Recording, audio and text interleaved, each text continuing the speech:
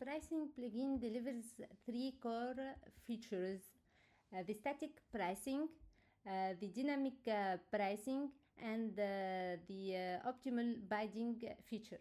So each feature offers a distinct methodology for determining dataset value, and each feature addresses different market and operational needs. So for the static pricing, this feature leverages trained models to determine dataset prices based on the key properties of the dataset, so such as the volume, the data type, the category, etc. So for the dynamic pricing, it predicts and adjusts the dataset prices over defined intervals, taking into account the current market condition and other influential variables. For the optimal bidding feature, it employs a mathematical method to calculate and recommend a bidding amount that effectively balances the probability of winning with the goal of maximizing expected returns.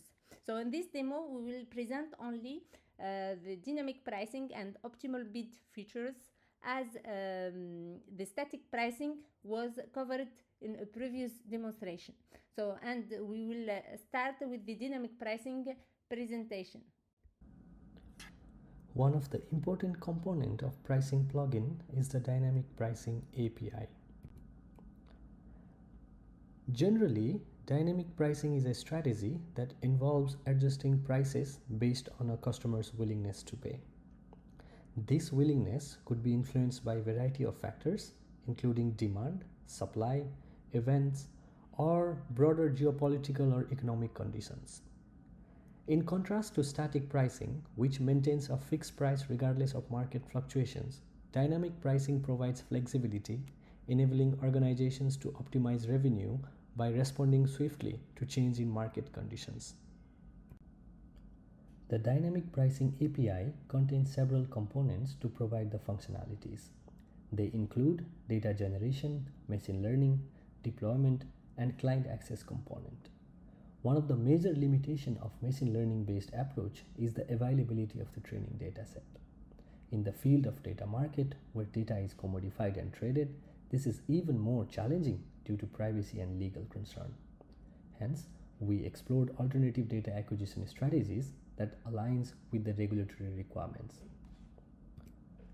We follow the synthetic data generation technique, where we use the open source dataset as a baseline data and applied a generative adversarial network or deep learning based approach to subsequently generate the monthly dataset.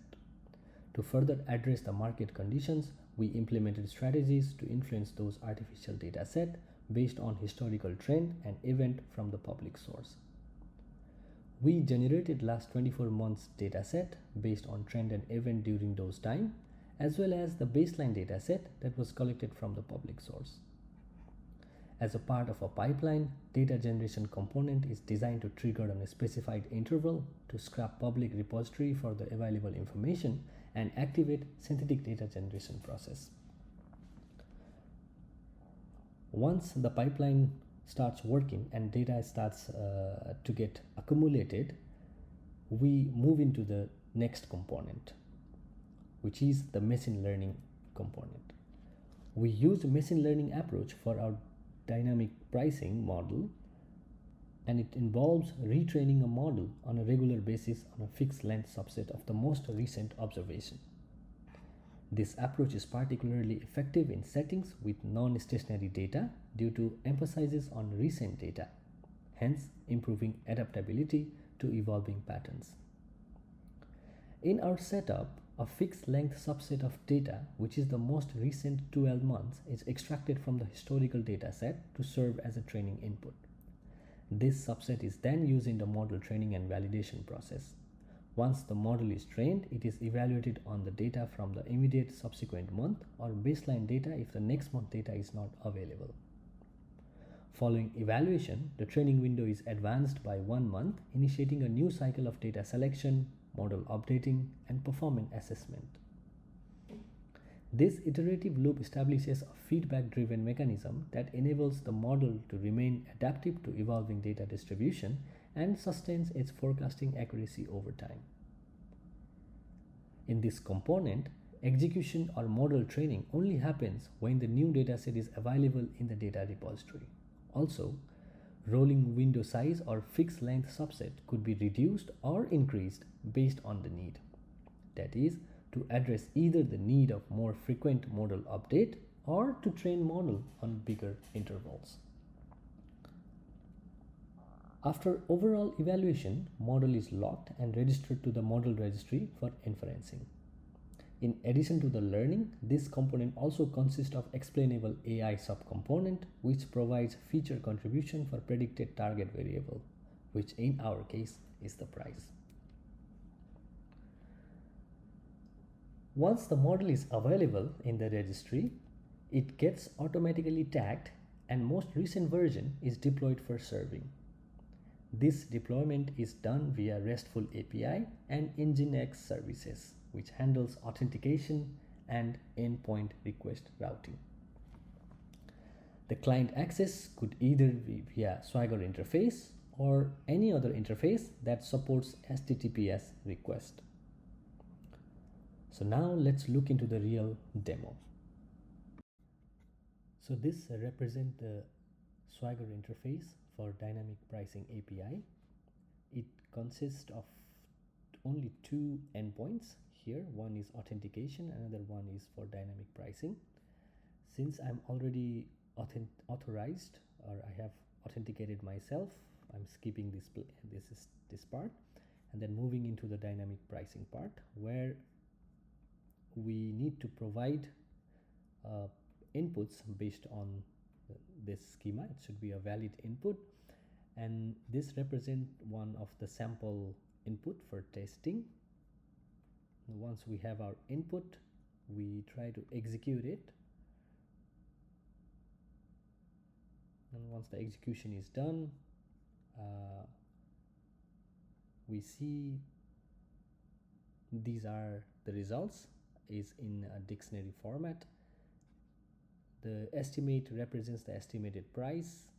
Currency represent the currency in which the price is provided. The model shows the name of the model that is used for estimation, and the explanation part is basically the feature contribution or contribution of the input variables in estimating the price.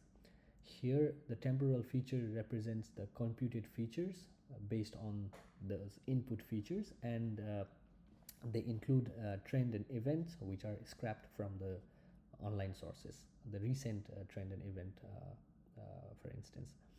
And the positive and negative shows the positive and negative influence on the baseline to arrive at the estimated price.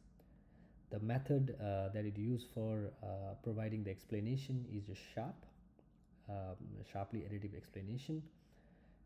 And overall, that's the dynamic pricing API. Thank you so much.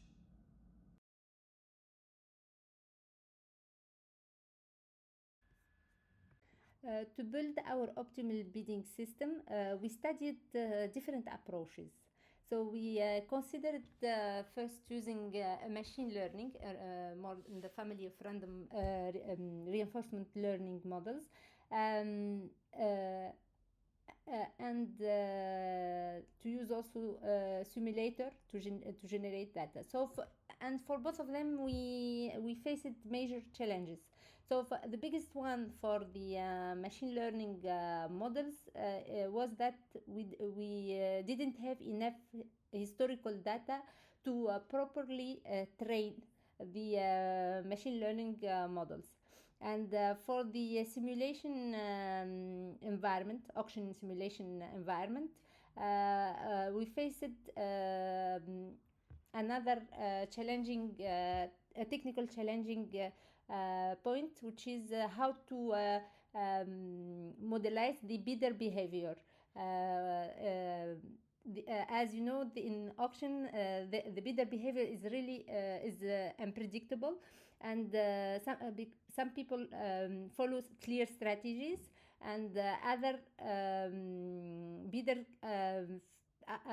behave completely randomly.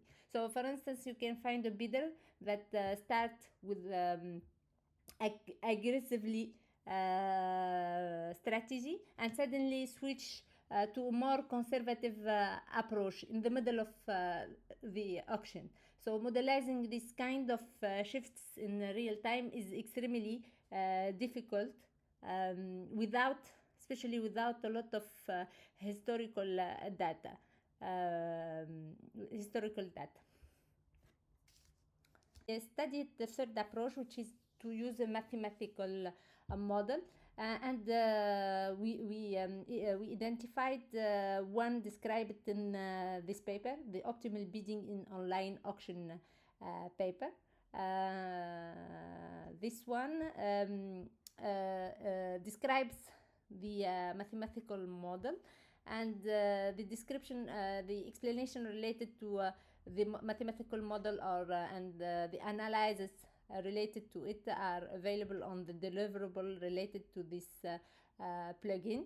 And if you want more specifically what we did, so we started from the formula, the mathematical formula defined, and we estimated the parameters of the formula based on the historical data. So what we do, we request from the final user to provide us with the historical data similar to the data set that they want to bid an amount or to buy in an auction. And based on that, we ask them to provide us with their historical data for similar data set, their valuation for that data set, and the listed price in that moment. So once we have these three inputs, what we do, we compute the parameter of the mathematical model, and then we variate the bid amount to identify the exact optimal bid strategy, and we output that in as a result. So now let's take a look at the REST API that delivers this optimal bid recommendations. So as you can see here, this is the interface for the bidding API, which includes three main endpoints. One for the authentication, one for the bid optimization, and the third one for providing default historical bidding data. So to use the API, you first need to authenticate. This should be done beforehand, and I already authenticate. So you can see here that I'm already authorized to use the endpoints. So the bid optimization endpoint calculates the optimal bid amounts based on both historical data and the valuation of the data set. The bidder evaluation or the end user evaluation of the dataset, as well as the current listed price in the auction data marketplace. So for example, if we try to use this endpoint, so as we can see here, by default we have a value evaluation and a current listed price. I will choose historical data.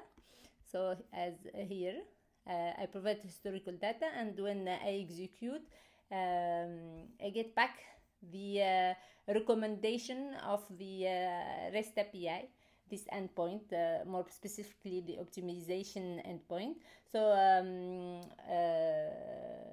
here we can see that we have we are using mathematical model version 1. And the status told us that the model successfully identified strategies. So in the optimal bids array, we have three scenarios, suggested scenarios. with the strategy description, the winning probability percent, and the optimal bid amount suggested. So as we can see here, we have the high reward, high risk strategy. This one offers the highest potential gain, but with a lower probability of winning. So you need to compare this with the other probabilities. And the balanced approach balances between your possibility, the possible gain, and the probability of winning.